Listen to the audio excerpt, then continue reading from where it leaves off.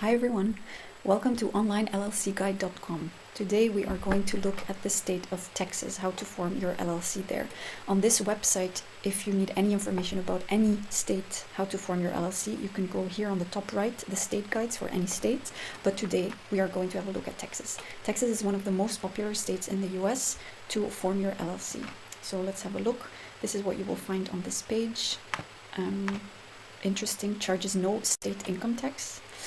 Then there's a table with the key details. There's a $300 state filing fee, for example, and way more details than what you need before filing in Texas. You will read here. When you go down more, there's a step-by-step guide.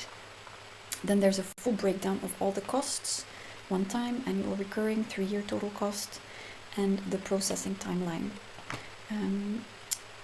To get this done very easy and smoothly, our topic is Northwest Registered Agent. They are to us the best option to form your LLC in Texas. Their service fee is only $39 and they include the registered agent service free for the first year.